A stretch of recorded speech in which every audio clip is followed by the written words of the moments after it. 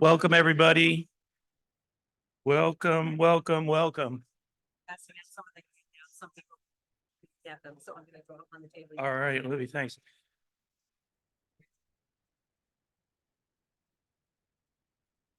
Oh, man, how are you doing? Good to see you. You want us to take over? You want to do this? No, thank you. Yeah.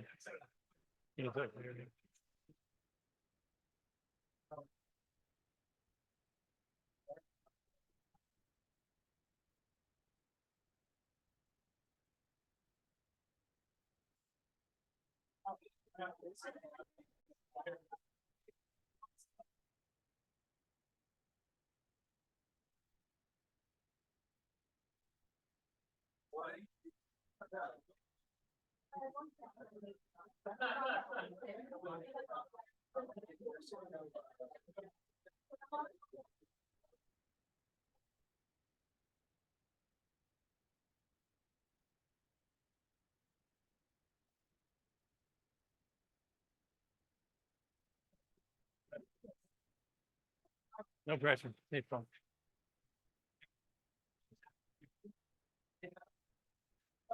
Hi, everybody. Welcome to the North County Estate Planning Council meeting. I'm under strict orders from Bill Super to start on time, so I'm going to do that over everybody's voices.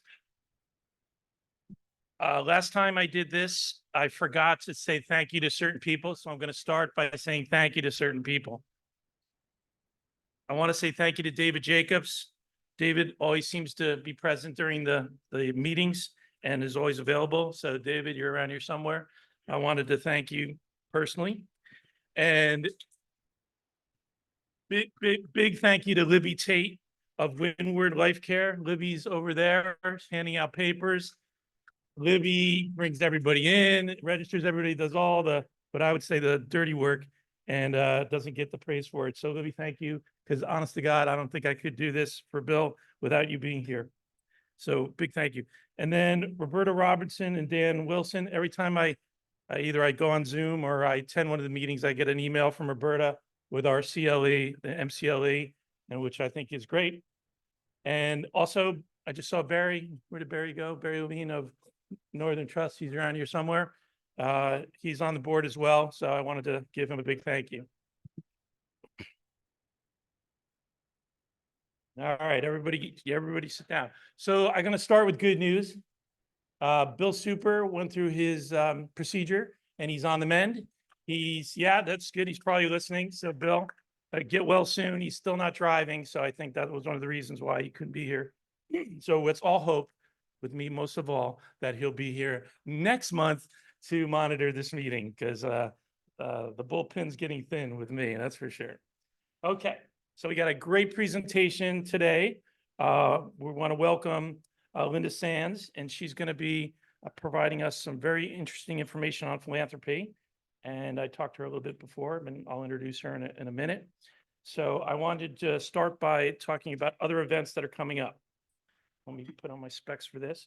So the next meeting of the North County Estate Planning Council is on November 4th. And it is business sale planning, assessing current business values. And it is with Stuart Moss of Keystone Capital and Michael Umansky, I know Michael, of Shepherd Mullen, and Brett Pernicano of Corinth. So that, again, is 7 o'clock, and hopefully Bill will be back for that one, or maybe David will want to do it. David, put it in your ear. Upcoming events, there is the Fall Social on October 24th, which is a Thursday. Here at this country club. It starts at 7 o'clock. And let me see, $30 for guests and free for North County Estate Planning Council meeting members. All right. And then let me see, on October 20th to 24th, there's a 61st annual NAEPC Advanced Estate Planning Strategy Conference at the Disneyland Resort. Bill want me to tell you about that. Told you about the social. And let me see, on November 3rd and 7th, save the date for the Hawaii Tax Institute. That sounds like fun. I don't think I'll be on that. And then on December 3rd, one of my partners, Jennifer McGibbons, and one of my former partners, Rebecca O'Toole, will be presenting on at the Estate Planning Council, estate planning for blended families. I've seen that presentation before. It is good and it's funny too. So you get that. And then Barry, where's Barry? Barry. So why don't you just say it real fast because I think I'm going to put you. Okay. Just quick note, Jason Rogers is here from San Diego Foundation. Hopefully most of you received a notice for their annual advisor symposium Thursday of next week. Speakers are Bernstein, Northern Trust, Nancy Henderson, who some of you may have heard of. This collection of Exfil partners, you leave them in your way. Yeah. And Steffi Hafen from Snell and Wilmer. Any questions? Happy to answer any questions. Or Jason Rogers over here. Thank you. Thanks, Phil. Okay, Pete, you want to come up and talk about trifectas? Oh, the social starts at 4. Did I say 7? Yeah, wow, that's almost 7. Go ahead, Pete. That's nice. Thank you, Phil. There's a lot of new faces here. Welcome, everyone. Hope you come back and enjoy this meeting and come back again. What we do unique with our organization is that we do what we call a trifecta. And after the meeting, I'm going to do my best to pair you up with 2 other people, preferably to be somebody that'll complement your industry. So get together for coffee, breakfast, lunch, happy hour, maybe a hike, walk on the beach. But I'm going to pass this bowl around. Drop your card in there if you would like to participate in the trifecta, and call me if you have any questions. Thank you. Thanks, Pete. So every meeting is sponsored by someone, and this meeting today is sponsored by Weatherly Asset Management. I know Carolyn and her team at Brook well. So Carolyn, I'll let you come up here and introduce yourself and your firm. And I want to say thank you for sponsoring us today.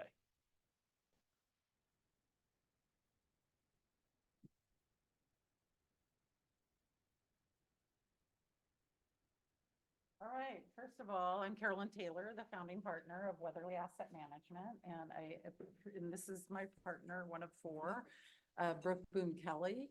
And we're pretty excited to be here today. I know we all had to fight through the fog to get here, and that there's a lot of things going on around the globe, whether it's hurricanes, geopolitical events, dock workers walking out, etc. So go buy all your groceries after this meeting because they will be more expensive. But we're super excited about this year. Weatherly Asset Management turns 30. So we are celebrating in a number of unique ways. Every year we give a % of our net income to a donor advised fund. This year, we go ahead and have each of our 15 team members select 2 donor advised entities that we could grant money to. We also are sponsoring 30 events in the community. So this is one of those events. The CFA event in January was one of the events. We just did a boot camp with Just in Time. We're attending those events too, not in bulk, but in few and mighty. And then the last thing is we're celebrating with our client families. Over 100 client families are coming to celebrate with us on October 17th. So we're super excited, even though the world is going on with chaos around us. But we decided today, instead of telling you how brilliant our core capabilities are with financial planning and investment, we'd give you 2 client examples and go from there. Perfect. Thank you, Carolyn. Good morning, everyone. Thanks for having us. Brandon, if you don't mind, just go to the next slide here. So as Carolyn mentioned, we have 2 core pillars at Weatherly: financial planning and investments. I'm going to spend a little bit of time talking about that first core pillar of planning.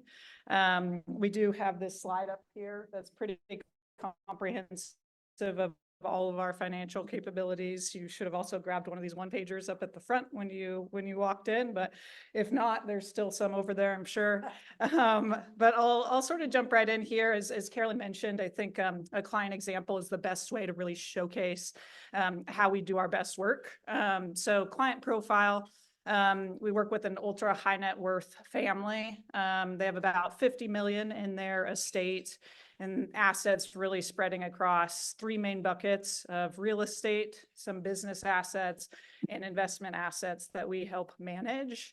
They're third generation family business and have a fourth generation that's somewhat interested in the business, but maybe not ready to take on the reins fully. So really the third generation who's our clients and that we work very closely with, really looking to exit their business. So over the course of, gosh, at least a handful of years, Carolyn and I and our team worked very, very closely with them on some potential business exit strategies. So some of those really being, we explored an ESOP with them and incorporated a specialist in that field to help navigate that and explore that with them. Also explored an installment sale, and then also explored a little bit of gifting of some of the shares in the company, maybe to that next generation who's still interested in the business, but not ready to take on the reins there. They ended up landing on an installment sale. So the help with tax implications, spreading that out over a couple of different years. But once they made that final decision of, okay, we're going to do the installment sale, we were really able to help with comprehensive financial planning. So really building out a roadmap for them. Okay, you have plenty of assets for your lifetime. What are maybe some other opportunities that we could help you guys with and help explore? So we were really able to say, okay, you have plenty for your lifetime. Maybe there's some estate planning we can help you with, and some gifting we could maybe help you give to the next generation, because they wanted to make sure they're maybe not paying as much in taxes and getting as much out of their taxable estate into that next generation. So we worked with their team of professionals. They already had a great CPA. They needed an attorney. So this guy up here, Phil Sullivan, our MC for today, we actually referred them to him, and he was able to help us out with some different estate planning strategies, able to set up an irrevocable trust for their kids and get that funded for their kids. And we also helped set up a philanthropic charitable trust as well, and really fund that with really low basis, highly appreciated assets, so that they could help with that tax impact and also make a difference in their communities. So that's just one key example. I think it really touches on a lot of those 5 different bullet points here, 5 different buckets, if you will, with comprehensive, financial plan, estate planning, some business exit strategies, and some philanthropic strategies as well. So I'll hand it back to Carolyn to talk a little bit about the second core pillar. And before we get the hook, I'm going to be a little bit briefer because Phil's over here and we didn't refer this person to him. So we work multi-generationally with most clients. Once again, we were referred from a CPA in the community, a family that had multi-generational wealth, 3 generations. Gen 1 had a health issue. They were above the estate tax exemption amount and had plenty of income from real estate. They had a huge loss carryover. So the portfolio building and gifting was extremely important.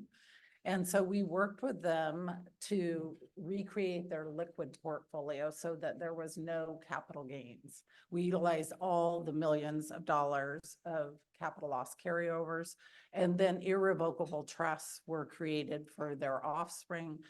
5 million of irrevocable trusts with higher cost, lower cost basis, current cost basis in those. We also worked with, they had some unique situations with some of their offspring. So we helped introduce them to some of the professional fiduciaries in our community. They selected one and are working on that specific trust with those individuals. They had a lot of opportunity for planning. They had a higher tax situation than they needed, whether it was with mutual funds or because they were distributing his IRA distributions annually. We encouraged them to distribute qualified charitable distributions to the community via directly a number of different entities.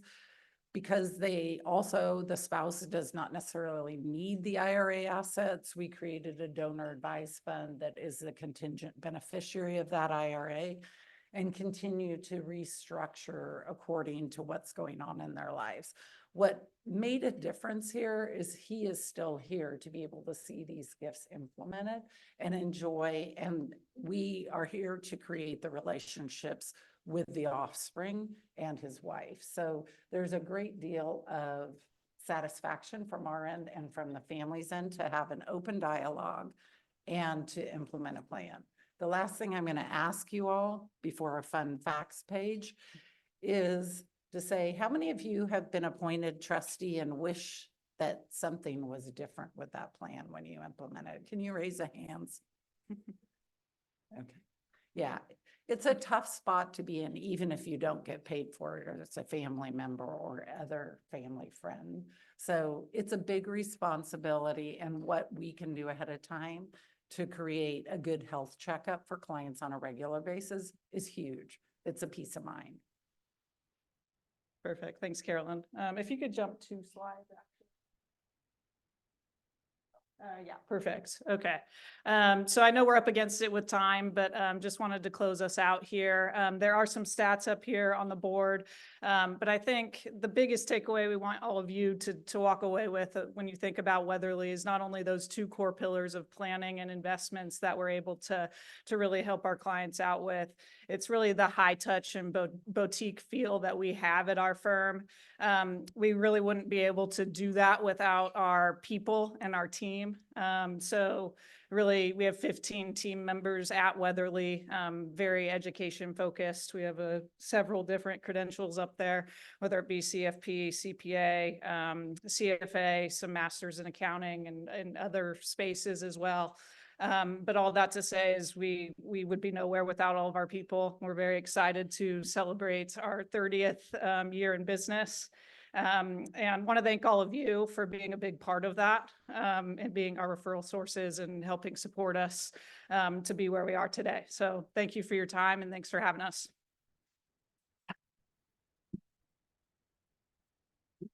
Thank you, Brooke. Thank you, Carolyn. So we do this last portion before we get to our speakers. We do a spotlight on nonprofits. And today we're going to hear from Christina Ng.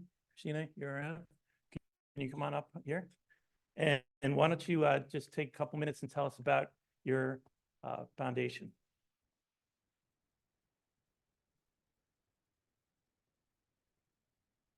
Hi, good morning, everybody. First and foremost, I just want to say thank you so much to David for inviting me this morning. Our nonprofit is Very Good Food. We're coming up into our 10th birthday as a 501c3 in July. And as the name would indicate, with Very Good Food, David and I met because of good food. So our mission is to grow a food movement within San Diego County in Northern Baja. We do that via what we call garden to table culinary education programs. And what that really entails is just basically building back a value system for our food. I think in the recent years, especially since COVID, instantaneous gratification has become very prevalent. And when that's applied to food, I think it's definitely connected to some of the health issues that we have in our society. So from a very grassroots level, we go to schools throughout the county. We perform what we like to call a custom menu variety of items, whether that's establishing a school garden from scratch, whether that's maybe reviving a school garden that hasn't had life in it since COVID. It could even be tapping in on a professional chef to come in. If anybody's familiar with the restaurant Urban Wood downtown, we had celebrity chef Carlos Anthony come in and show kids how to build flavor. What does that mean? What is flavor? And it was really cute. It was 3rd and 4th graders who probably didn't know half the language he was talking about, but he made up for that in really good energy. But at the end of the day, really, it's about inspiring someone with one bite, one plant, one anything to get their mind into the place in which, again, a value system and a large amount of respect is open for food. So we hold what we call, actually, today's the day, is the opening of our application for our school garden grant titled Seeds for the Future. If anybody's interested in more information, I have a table out in the front. Seeds for the Future also refers to our 20-page illustrated zine, which starts animated. It begins from seed and shows you how to grow food. I'd say even after the 4 years of it being published, that I still learn a little factoid every time, and I'm 40 years old. So needless to say, I think at any point in our lives, there's always something to learn about the one thing that, you know, some of us consume 3, maybe 5, maybe 10 times a day. And so we feel that, you know, by, again, planting seeds for the future, really inspiring the next generation of who's going to take over our food system. We feel strongly in that it can all be so simple. It can begin with one bite. Awesome. Thank you so much. Thank you, Christina. Well, I talked to Lynda. She is from Sands, Century LLC. And she has an impressive resume. So I told her, I said, I'm not going to read it all, but I just wanted to do some highlights, Lynda, just to give them your background, which is pretty darn interesting. Probably the most interesting thing is she started as a tax attorney, which is close to my heart. And then she was the first woman president of the San Francisco Estate Planning Council. She is 2 innovative e-cookbooks. Let me probably tell us more about that. And also she's married to an aviation journalist, Fred George, and she has a black Labrador, kind of big dog lover, but a cat that rules the roost. Welcome, Lynda, to the North County State Planning Council. We're glad you're here. Please tell us about philanthropy.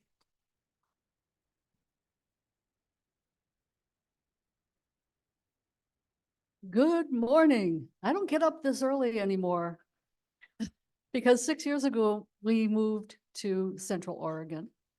And for the first time ever, I work out of a house instead of an office. It's a very amazing experience if you've never done it. You have to really be very efficient. And then you get to sleep later. And you know, you don't have to be at work because somebody else is going to be there also. So it's been quite a challenge for me to get up early in the morning here. Actually, honestly, Central Oregon, Bend, Redmond is high desert. So it's really cool at night, even in the summer. And we tend to get up somewhere between about 4:30 and 6:30. Was I showing you the picture? Yeah, I showed, I was telling my husband, you know, because we lived in California for forever. And I was telling him about this fog this morning, and he sent me a picture of our patio. And I went, I should be sitting there. Absolutely beautiful east-facing sunrise over sage and junipers and things like that. Okay, so I'm glad to be here because I'm seeing a lot of people that I know. But I have to tell you a truth, and that is in 46 years of doing this kind of work with nonprofits, I have never been asked to speak on philanthropy. When Bill asked me to do this, I said, what will I say? I just do this because when I got out of law school, I went to work for Bank of America in the tax department, the headquarters in San Francisco. And I'll tell you, I mean, I have a master's degree in, it's an MBA in tax, and I studied corporate tax law and I studied partnership tax law. And day one, I had been a law clerk at B of A, my 3rd year. There was, I took a 2.5 month hiatus because I wanted to study for the bar exam and then have 2 weeks of vacation. I came back and the new law clerk was sitting in my office. And do you remember those old black rotary phones and the pink slips that somebody had to write who called you? And I walked in and that guy was getting up and taking his papers and things like that and said, I'll leave your office. And I said, well, be sure to take your phone message. He said, no, that's for you. I said, I haven't been here in 2.5 months. He said, so 8 o'clock in the morning. He said, I don't know, it's for you. So I went over and looked at it and said, report to the trust department at 2 p.m. Trust department? That was the only course in law school and tax school that I avoided. I swear, I did not. I went there, and what was I assigned to do? Not corporate tax, not partnership tax, trust. And what was my first project? Charitable trusts. So I, 46 years ago, was assigned to this field, and it was distasteful as far as I was concerned. That's a nice way to put it. Actually, I said to one of my colleagues, I hate this so much, I'll probably end up doing it for the rest of my life. I swear I said that. And I was married once before, and he was going off to Yale. And I papered Connecticut with my resume. And I'll tell you, I got some very nice letters that said, I'm sorry, we're not hiring. And then some shorter letters saying, we're not interested. And then one day I got a postcard that just said no. I was so depressed, but I did end up working at Yale. And I had a joint appointment between the development office and the general counsel's office. And I would advise any of you never to have a joint appointment and then report to two bosses that had different agendas. But I had never even worked, or I had never even been in a fundraising office, and they placed me in the fundraising office. And that was, we paid Yale to educate my ex-husband, and Yale paid me to educate me in what I was going to do for the rest of my life. So it was a very interesting experience. Now you know that history. And now you also know that I've never talked about philanthropy in general. What do I talk about? I talk about charitable planning, charitable gift planning, charitable tax planning, all sorts of vehicles. And I'm a tax lawyer. So I sat down when Bill asked me to do this, and I thought about, what is it that I need to say? One of the things that I thought about was how many times I've been told, because I used to speak, I don't go around and speak that much anymore because I'm getting OLD and I'm too lazy to go through hub airports. So when I would speak all over the country, I would invariably have people come up to me and say, it's not my job. I don't feel comfortable. I don't want to do that. How can I do that? I don't know how to do that. So I sat down and wrote out what I call the top 10 reasons, sent it to Bill in this outline, and let it sit. You know how you have to let something sit for a few days and then you read it and it reads back differently? I read it and I went, oh, that isn't 10, that's like 35. Because each of these has subdivisions. So I thought, what am I going to do? A little panicky. I thought, what am I going to do? Because I have 10. Can you put one of these? I'm not accustomed to having somebody sit there and do that for me. I usually have to set things down, and I usually have a lavalier mic, so I apologize when I'm waving in the air and not speaking into the mic. By the way, most of you, not all of you, some of you know me, and if you need to stop me and say something, I forgot to say that right at the beginning. I intend you to participate, especially in the top 10 reasons. Deal? Okay, because I want to know what you think about these. These, as I say here, these are things I've either heard or I've heard between the lines when I'm talking with somebody. And I say, aha, that's the way that person feels. So I want to actually, rather than go through them here, when I read it back to myself, I said, no, I really have to point out some things in the outline. So if you don't mind going to the outline, let's start and let's take the first reason. And the first reason, and one that I get all the time, or used to get all the time, is I don't know how to do this. I've never studied it. And I understand that feeling, because when I was first assigned to charitable trusts, that was the first thing.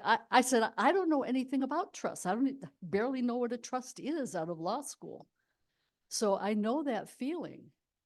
And it's whenever you have to do something out of your expertise, it's not comfortable.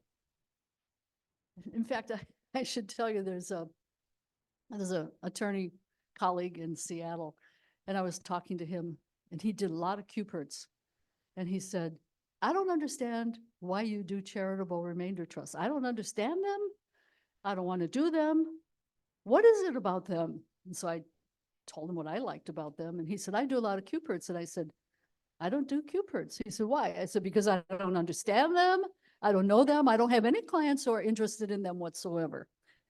And we were both laughing. We said, we will teach each other a little bit about those different techniques. Actually, that was long ago. And yes, I do know about CUPERTs, and yes, I've used them, but I don't know how to do it is probably the top thing. You are uncomfortable because there's a word in front of these strategies and it's called philanthropic. And people go on, that's not something I ever studied. So I say that if you have the appropriate tools, then you're going to actually love this field. I didn't end up hating it the rest of my life. I wouldn't have stayed in it.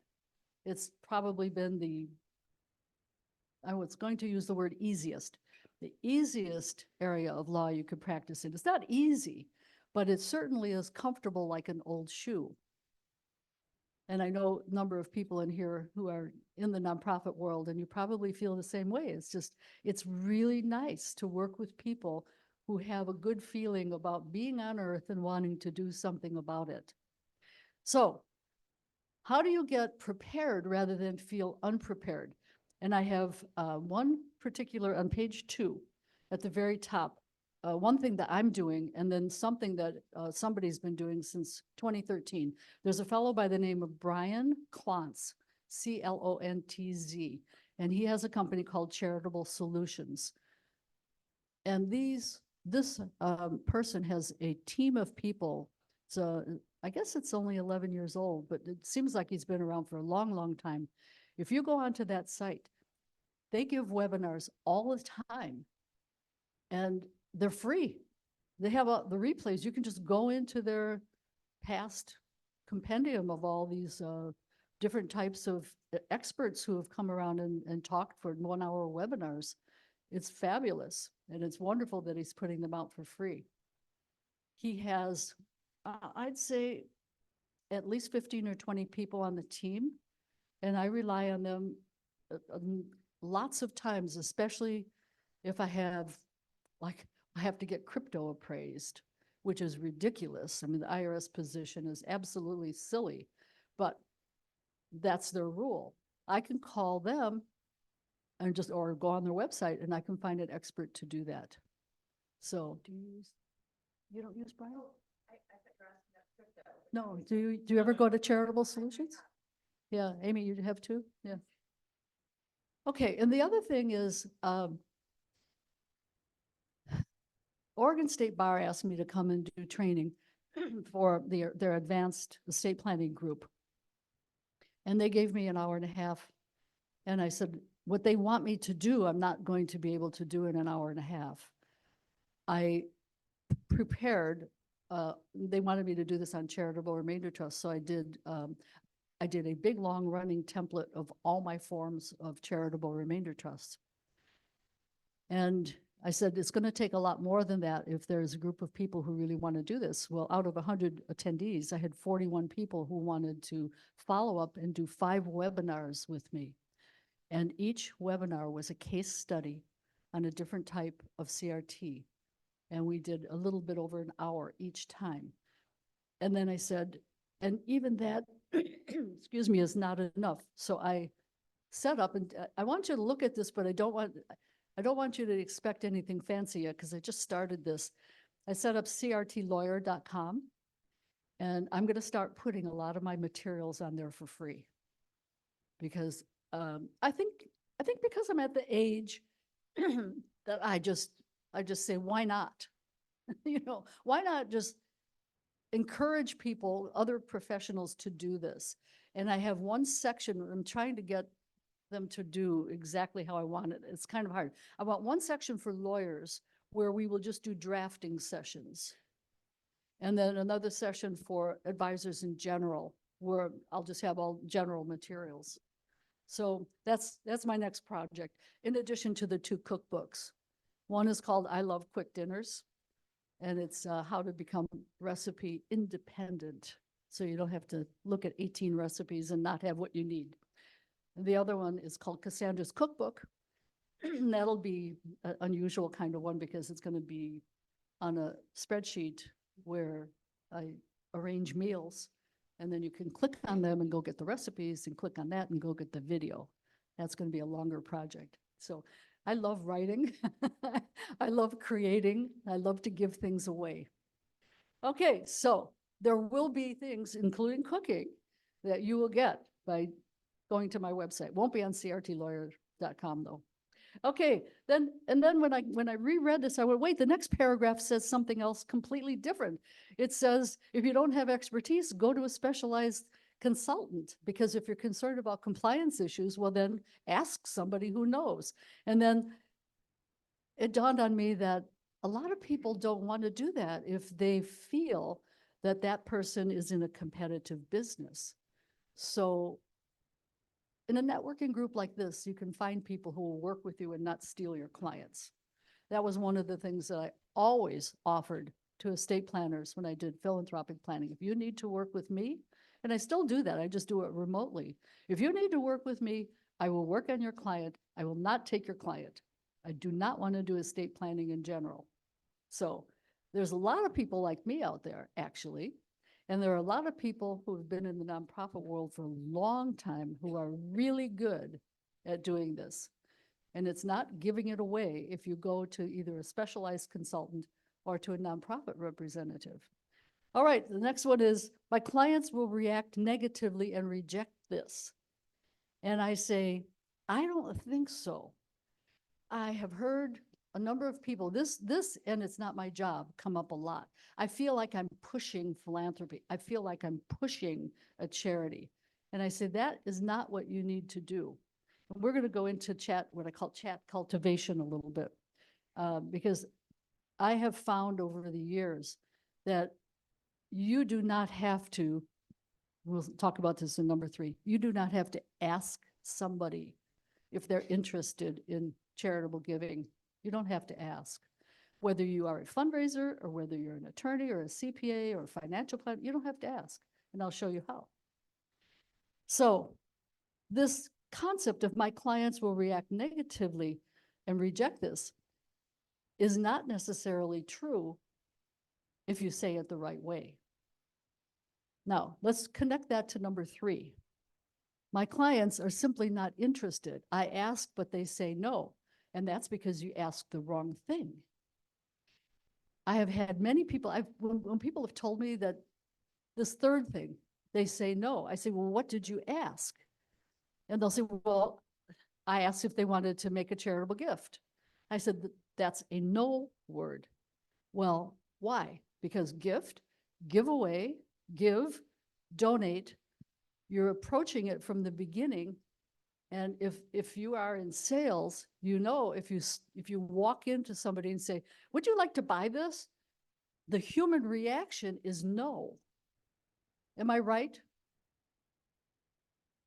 So you have to prepare them somehow for this. And this concept that I've developed over time came to me not through my brilliance, but through a mentor. And there was a fellow that I worked with at Yale right when I started and had never walked into a fundraising office before. And he was in the annual giving area in the alumni fund. And they asked him if he would take over doing pooled income funds. So his name was Henry, and he was quite colorful, you know, real New England type. He said, okay, I don't want to do it because I don't know anything about it. And I don't think they're going to say yes.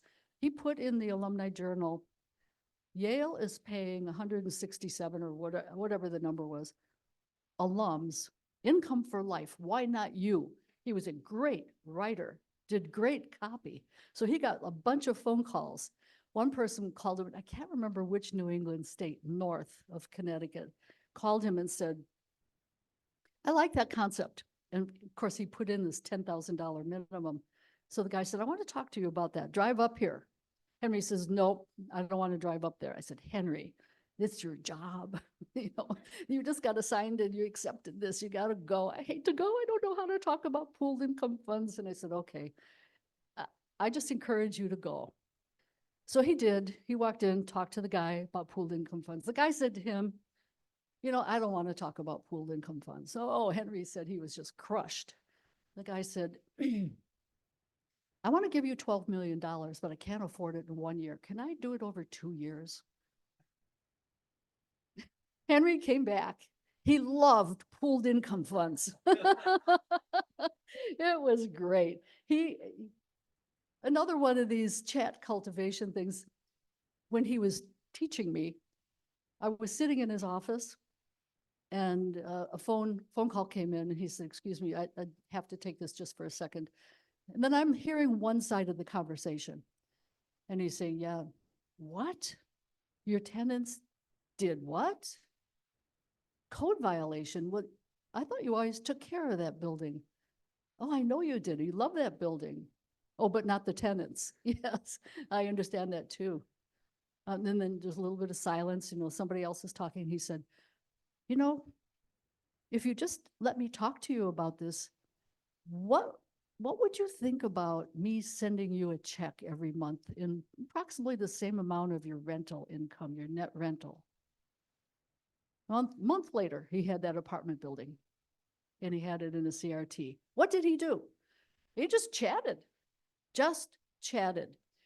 How many of you in this room have read old classic Harvey Mackay, How to Swim with the Sharks Without Being Eaten Alive? One person? This is your homework assignment. This is your homework assignment. If you want to have no people saying no, you have to know a lot about them and a lot more than you think. I clipped out just a number of things that he says. His company was an envelope company in Minnesota.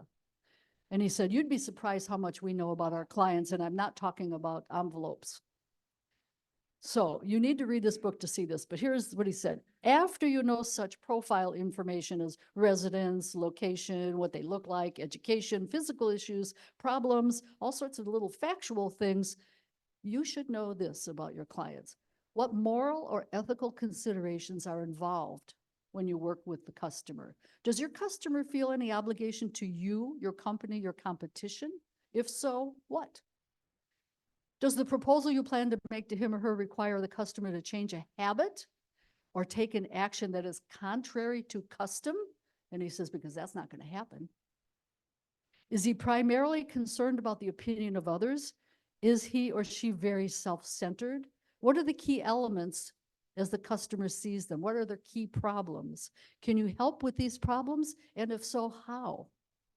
Does your competitor have better answers to the above questions than you do? Have you done a Google search of your customer?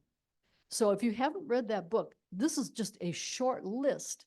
He has his salespeople do a 66 questionnaire. And if they don't know that, he says, you don't know, you have no right actually trying to get your customer to do something. It is very helpful the more you know and the more you can chat with somebody, because once you chat with somebody, you understand that a lot about philanthropy is one of two things. You are offering an opportunity that's important to them, or you're solving a problem for them. And especially when you talk about the, what I call the lower level philanthropy, which is what I do, the charitable trusts and the lower level foundations.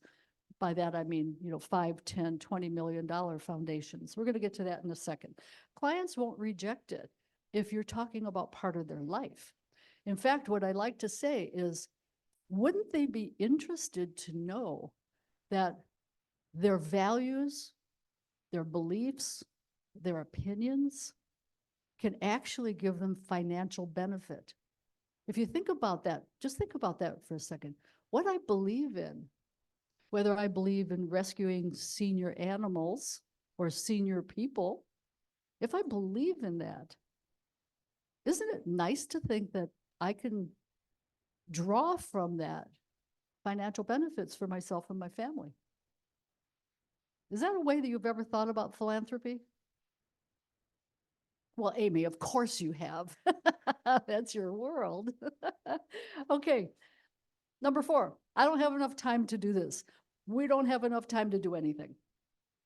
But in that particular situation, what you find is, I've got to get this trust done.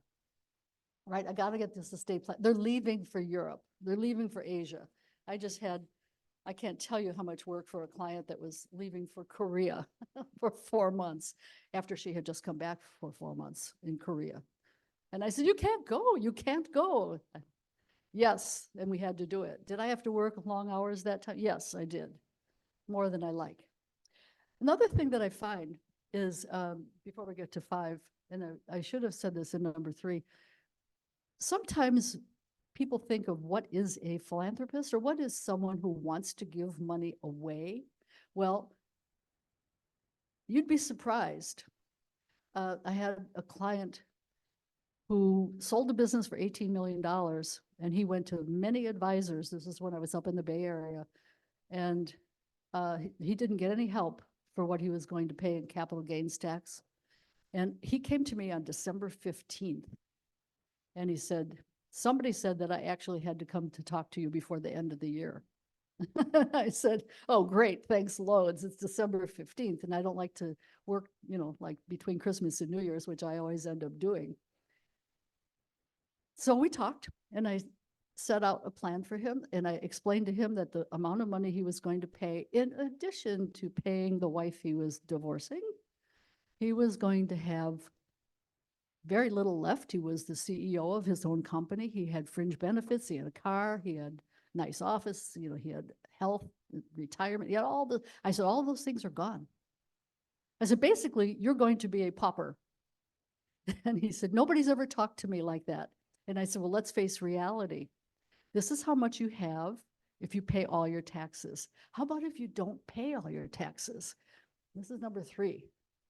I thought he was just going to fall off the edge of the world when I said that. He said, well, how do I do that? And I showed him, we did a charitable remainder trust. We did a charitable lead trust. And I said, by the way, if you really want a deduction, I'd like you to give away $1 million. He said, what? I said, let's do the calculations. How much is that going to take off your annual income for the rest of your life when you do your golfing and your fishing? And it was very, very little. He ended up saying, yeah, I think I'm going to give that to my college. And he did. They put him on the board. He gave the CRT to them, gave the lead trust money to them, and he was so happy. 15 years later on the lead trust, he called me up, and became a client for a long, long time. He called me up, he said, today's the day it's 15 years. What do I do with this lead trust? It was a grantor lead trust. I said, take the money, put it in your bank account? He said, no, you're kidding. Yes, yes. He sold it in June. That's why he went to all those advisors, yeah. How can he set those up? Well, you have a lot of cash. He had $18 million. No, wasn't part of the sale. It was post, which is why we did a grantor lead trust. And gave away $1 million because we really needed some deductions. But it was a lot of fun from somebody who would never have thought. I mean, this fellow he would never call himself a philanthropist. Okay, what's in it for me? How many of you feel that if you maybe suggest giving money over to charity for your client, that it takes it out of your asset base? That's another thing that I've heard. Well, I don't want to do that. I have this much assets under management, and if they give it away, I don't have that. Well, try to stay with it and work with organizations that will let you stay with that management, or make sure that you have some involvement in it so you don't lose income. And by the way, usually, giving a client away to a nonprofit is not a loss of that client. It's quite often an opening of a new type or line of business for you. Charitable planning business, it's not like tort lawyers, but you don't end up poor. So this is a specialty, and it's good. Okay, let's go to the next slide. I think I just turned to the wrong page. I actually, when Bill asked me about this, I thought, what am I going to say?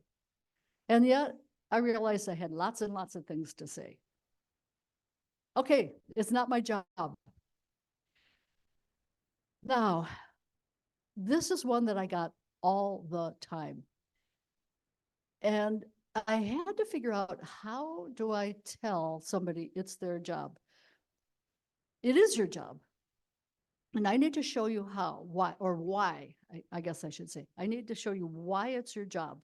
And I'm going to show you something that I recently resurrected. In 1992, I had a fellow come to me. He and 5 buddies put $5,000 each and bought it. They were turnaround experts, bought a junk corporation. They held it, I can't remember if it was 5 years or 6 years, and sold it. His share was $14 million. I told him, I wish you had called me earlier. I would have given you $5,000. That would have been very good. So he wanted to know how he could do his estate planning. Well, 1992, that's a long time ago. I mean, I told him this technique and that technique and the other technique and the other thing. And he said, Lynda, you can do a better job than that. He was a very bright man. And he was scolding me. You can do a better job than that. I challenge you to put this in a context that is logical, that I can understand, so I know what I want to do in my planning. Okay, I felt like his student. And I'm going to show you what I came up with. And while we've had these very high exemptions, I've kind of filed it away. And now I'm looking at what's going to happen next year. And I'm going, I don't know. And neither do you. None of us has a crystal ball. But I resurrected it. And I'm going to show it to you because we may be using this, and you are totally welcome to use it at any time. I don't know if I have this on one of the PowerPoints. It's called Addendum C. Do you see one called Addendum C? The 7 Secrets of Estate Tax Planning. It's on page 10. So this, once I developed this little chart to use with clients, I decided that I wanted to use this chart with advisors. So if you turn to page 10, no, but that's, why don't you leave that one up, because I want to talk about that one too. Okay. So I said, what does a fellow like this understand? He understands a 1040. So why don't I lay this out more like a 1040? And that way, I think I can get through this with him without him telling me to go back and do my homework again. So I started out with the gross estate. Then you see that I go on the left side and I go down, take off the expenses, take off the merit. I call it marital deferral because I think marital deduction is a lie. And then take off the charitable deduction. You got your taxable estate, you got your rate, your tax liability credits, tax due, send it in. But on the right side, I told this fellow, there are areas of vulnerability in the estate tax. He loved it. He said, I like that. Vulnerability is great. So if you look at these, number 1 is keep it out of the estate. And you'll see on the pages behind this, I wrote out a bunch of little techniques that you use to keep it out. Lower the value. You can lower the value with lots of different techniques, or post-mortem planning when you get into the fact that you already have an estate. And then you've got your 2 deductions, marital planning and charitable planning. And then you got your rate differential between lifetime gifts and the capital gains tax and the estate tax and the credits. So those are the 7 areas of vulnerability. None is off the edge. It's not on the bleeding edge. These are all traditional techniques. And once I wrote this out, then the leap for me was when people tell me it's not my job. I see this is basically a 30,000-foot view of what your strategies are. Would you ever not tell a client about the marital deduction? This is a question for you. I want to know, would you ever withhold information on how to use a charitable marital deduction? Come on, it's a yes, no question. How many people say yes? I would avoid telling them. Of course not. There's only 2 deductions. So why wouldn't you tell people about the charitable deduction and its techniques? You tell them about marital deductions and those techniques. It is your job. This is part of estate tax planning, and it will come back if we don't see a renewal of the Tax Cuts and Jobs Act um, higher credit limits next year, and you will be using my chart. And it is your job to do all of these things. Okay. Oh, let's see, I gotta look back. But if you take a look, I haven't amended this yet for current. I took this out of, I literally took this out of very old files, and I said, I better redo this chart. All of you in here are capable of redoing the techniques of these 7 vulnerabilities. Let's see how we're doing here. Okay.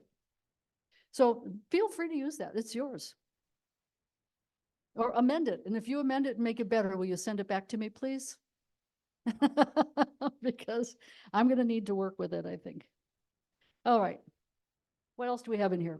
It's not my job. It may be too complex for my clients. By the way, this fellow who gave me this assignment in 1992 ended up doing a charitable remainder trust. He had no intention of doing it. This concept of, you look at people and you say, well, that's really not a person who wants to get involved in philanthropy. You will be very surprised when you show them tax techniques, or you partner with them, as I call it. You partner with them. And I don't remember which one I have it in here. One of them is, it may be too complex for my clients. I don't know about that nowadays. People call me all the time and they've researched it online. They know what they want to do. They tell me they want to do a private foundation. They tell me they want to do a donor advised fund. They tell me they want to do, sometimes they tell me exactly what kind of charitable remainder trust or lead trust they want to do. I'm sometimes very surprised. It used to be that when they went online and researched it, they came up with lousy advice and misinformation. And now they're coming up with some pretty darn good stuff. And I'm very curious to see what AI will bring out in that regard. I have a colleague who does a lot of studies, very tech oriented. And he's been sending me information about AI. And I know about, half an inch of AI, and he has this vast knowledge. And he wants to take my materials. I think it sounds wonderful. And I don't remember the name of the program. It might have been Perplexity or one of those AI things where he could take my materials. Like I have a 66 webinar training course called Plain English Planned Giving for major gift fundraisers who want to move into planned giving. And it's like a transformational series. I have a 4-book series called Blueprint for Planned Giving Success and how to set up the planned giving program. And then I am in the process of completing a 5-series of working guides called CRT's Mystery or Mastery. So I have a whole bunch of materials, that I want to move into these documents and put on that website. But he's telling me that there's one AI where he could take my written materials and I'm sorry, I'm really pretty ignorant about it, but it researches on one side of the screen, the text, and you ask it questions like, what do I do with da da da da? And it goes into the materials and it finds the answers and it puts it on the right side of the screen and it tells you where it got it in the written information. I think that would be fantastic if I could put some of my materials into that form, and he said he would help me do that. I don't know how long it takes. I have no idea, but that would be something that I would put on the CRT lawyer, because wouldn't that be fun? I mean, you could just ask it and it would tell you the answer, and then it would tell you where it was in the materials. And wow, I think the future possibilities of this is really great. Maybe too complex for my clients. Here's what I find. There's a book called, it's really hard to find, it's out of print, Everyone Sells by Lee Du Bois. He doesn't call it Dubois. I heard him speak. He said, my name is Du Bois. And he says, it's a great sales book. It says, he says, facts are like onions. You wouldn't want a whole plate of them. when it's too complex, it's probably because you gave too many options, too many onions on that plate. And people get very confused. If you are the kind of person who is open to chat and finding out things about people, you can tailor how many options you would give because you know what might fit. And probably a lot of you do that intuitively in the planning process. Same thing in the charitable planning process. So it's not too complex if you don't overload their plate with onions. That's the best way for me to say it. I mean, I wouldn't talk about private foundations with somebody who has a $5 million estate or maybe even a $10 million estate. Don't bother. Don't tell them that there's 4 different kinds of private foundations or there's 6 different kinds of public charities and then there's 3 different kinds of supporting organizations. They really don't need to know that.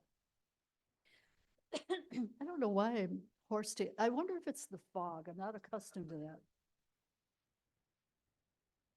Seriously, I'm not. I mean, I live in high desert now. Okay. Clients are assets. I don't want to give them away. Okay, we talked about that. That's related to another one. It's not my specialty. That's the friend of mine in Seattle, in the Cuperts. If it's not your specialty, please do think about the fact that what you're saying is I only want to operate in my safe space. And I don't want to operate in any other space. Well, I want to suggest that maybe you get beyond your computer templates. I shouldn't say this. I'm going to say this anyway, okay? There are people I know that I call template morons.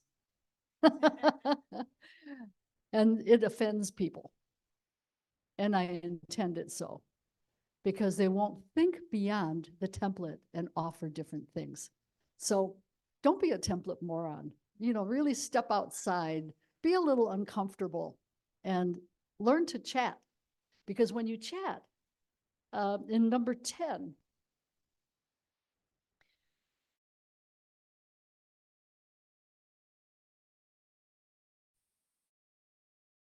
I have no idea how to start a conversation. Don't know. Think about this just for a moment.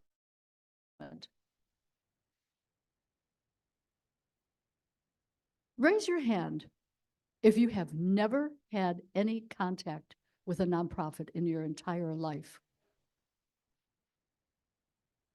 Did you go to school somewhere? Did you ever end up in the hospital? Did you ever go to the symphony one night? Did you ever step foot in a museum? Did you ever go to a nonprofit brewery in Redmond, Oregon, the only nonprofit brew pub?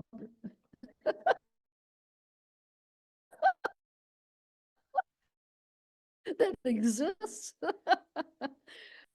Every single person that comes into your practice has some experience, whether it's a grandfather whose grandchild was cured of something in a hospital or, you know, whether it's the university. In fact, I want to show you, I almost didn't put this in. I put this in at the end. It's called, it's the Appendix D. And something that I just want you to be aware of. Addendum. Sorry, thank you. Addendum D. Is it in there? No, that's what I was just talking about. Thank you for that, because I got ahead of myself. Suggest partnering with those organizations when you know, when in your chat cultivation, you should know where they went to school and whether they had any, or maybe they have a specific religion and they're very involved in that. Is that a terrible thing to talk about? Nope, you should be very open about it. I'm very open about that with my clients because people give to different denominations in different ways. I learned that over the years. Maybe I don't have it there, but you have it in the last page. And this is something you should be aware of. I use this in one of the plant giving classes that I do. I do a 2-day course every year at CSU Long Beach. I have identified what I call the 3 basic constituent types of charities. 1, Program, I'm so clever, I call them program 1, 2, and 3. I still haven't figured out a name for these, but I call it a closed marketing system where somebody serves a person, some organization serves a person like a hospital, a school, things like that, a church. And those same people know exactly what that organization is all about, and they give back. Or program 2 is what I call true charity, where they serve a group of people, like maybe homeless people or senior citizens or animals or all sorts of things like that. And then they ask people in another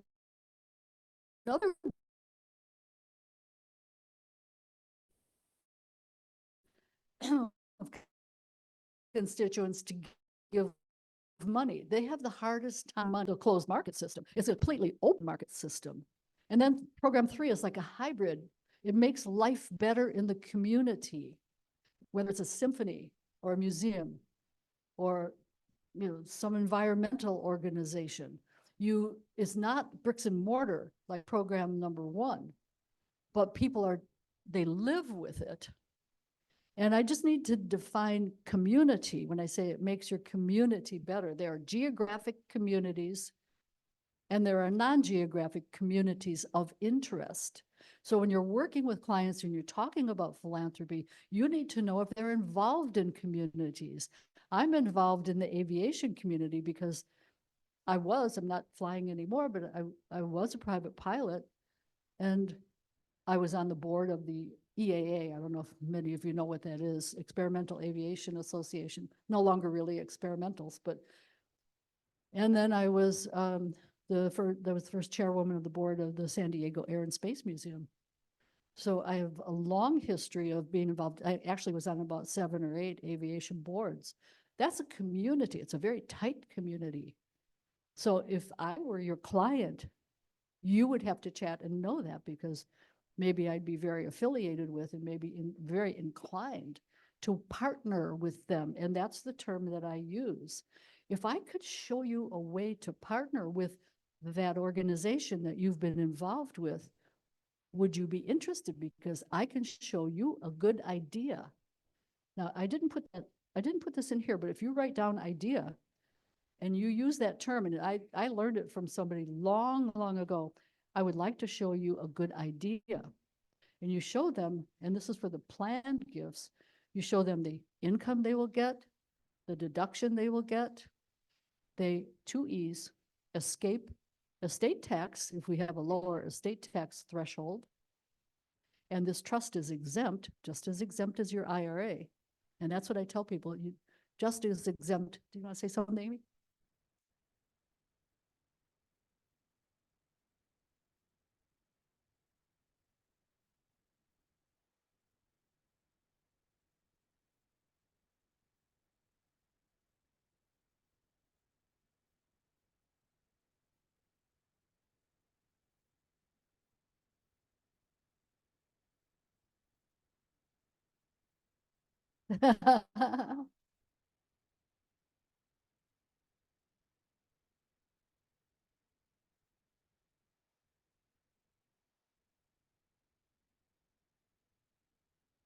Yeah.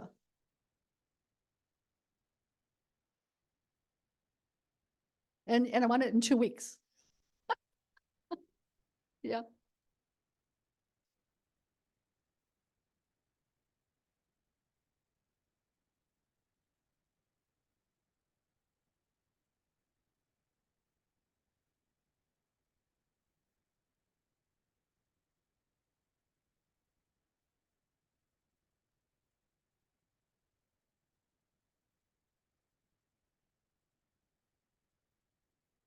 Yeah.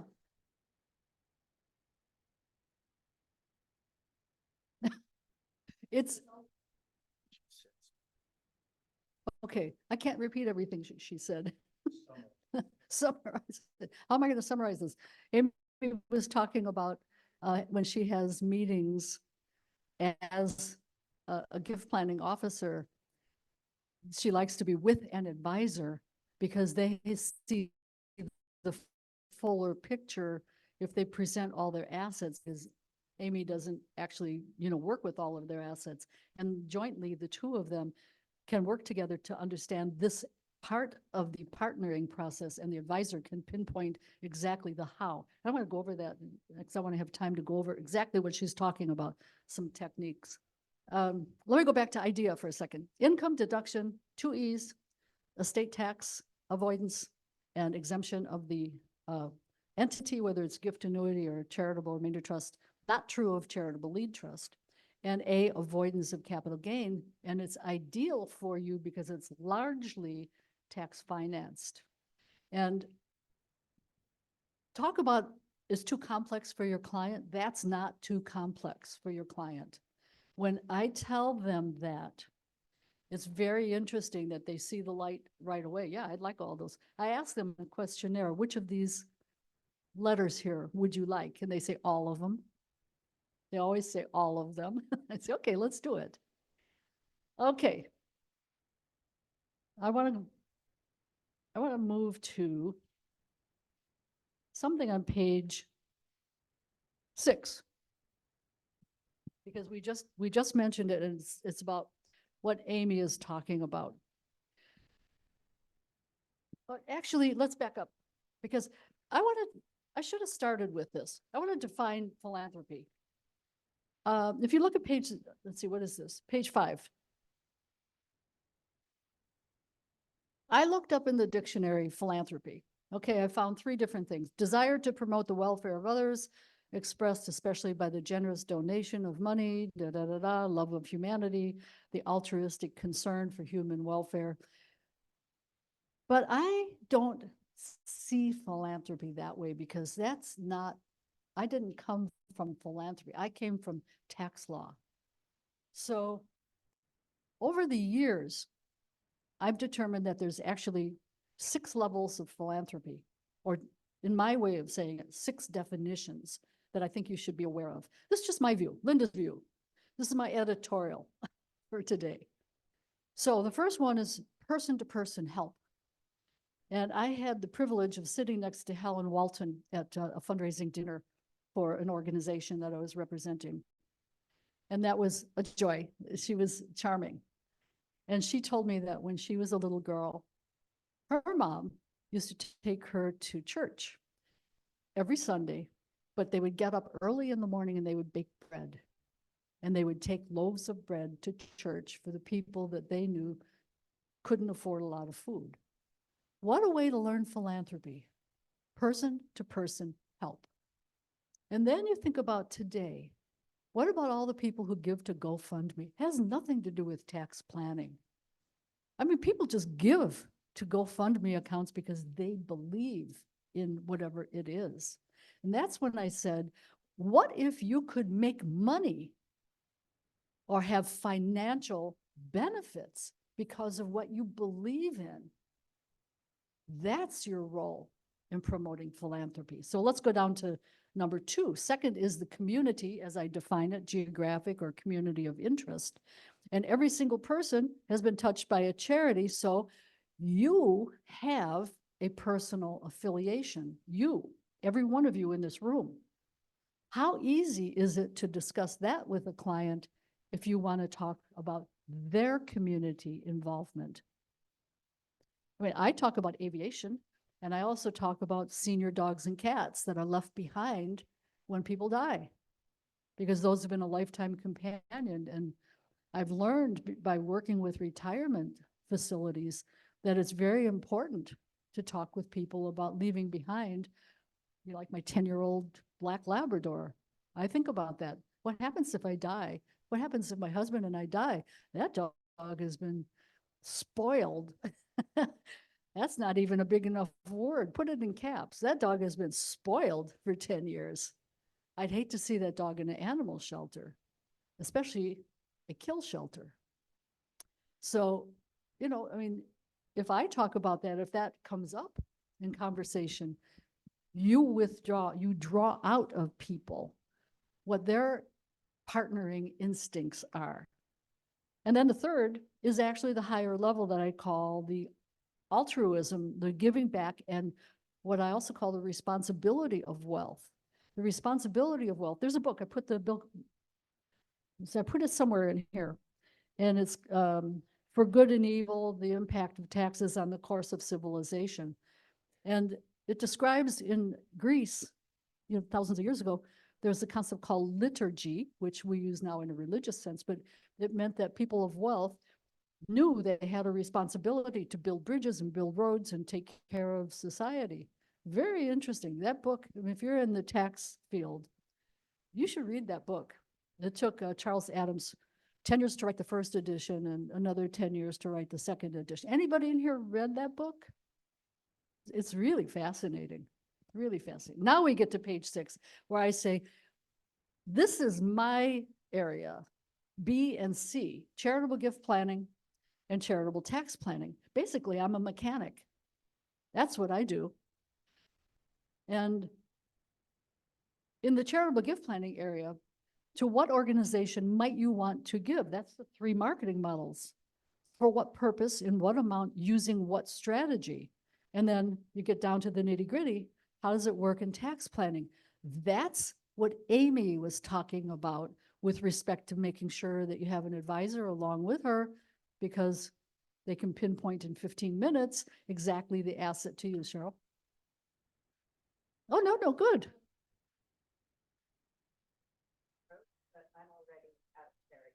Yeah.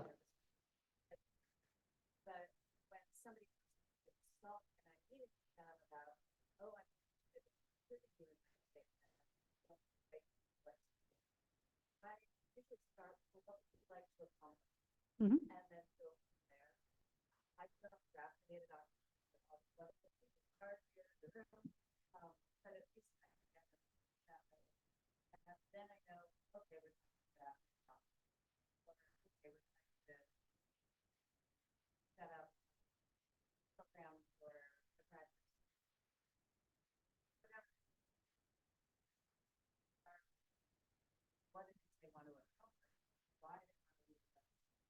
Mhm.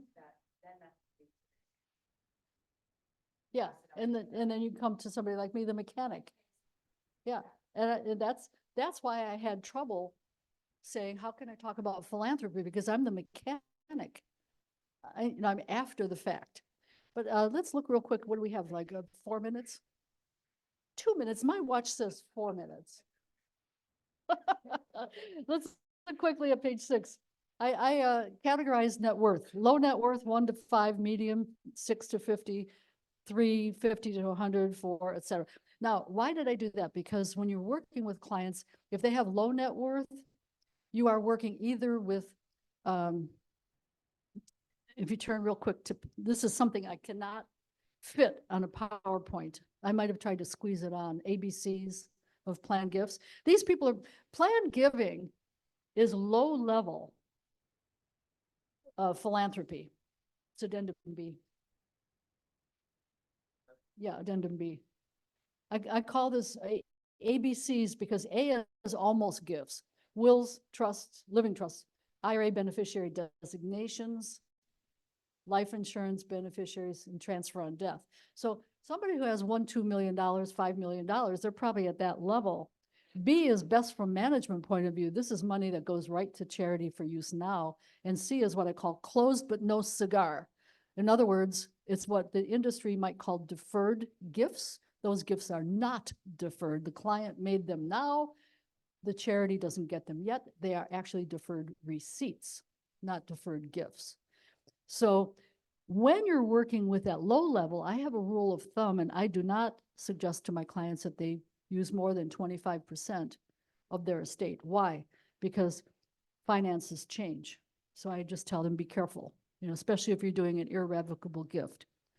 But when you get into level 2 and 3, now you're talking about DAFs and endowments and foundations. And that does become more complex. I really think people have in this room, please explain what a donor advised fund is. Because I get people all the time setting up a CRT and they say, can I make a DAF the charitable remainderman? No, you can make the host of a DAF the charitable remainderman. And unless you have some money in that now, you're not advising any money going to charities at all. And they do not understand that. So those two issues, a DAF is not a charity. I had one attorney make a DAF at an art museum the trustee of a charitable remainder trust. I couldn't believe it. Okay, so please, make sure you know these. I gave you the endowment law, if you are inclined to read about it or read it. And level 4 and 5, responsibility of wealth. I really think you have to think about what I call two aspects here. Is this a family that wants to create a dynasty of philanthropy? I have people like that. Or do they believe in what's called our kids can do their part and their kids can do their part? That's a concept that you should be aware of. Okay. I'm getting the hook. So I'm going to turn it over to you. I hope you like some of my ideas about philanthropy. Thank you, Linda. Yeah, Bill said to keep everything on time, so I just trying to do that. Want to thank Linda for a wonderful presentation. And if you're able to stick around, people can come up and talk to her. Thank you to Christina for your presentation. Very Good Foods. Thank you to Weatherly, Carolyn Brook for sponsoring. The social starts at 4, not 7 o'clock. My God, Bill, kill me for that. Everybody, hopefully we'll know who our president is coming up. And everybody have a good October and go Padres. Yeah.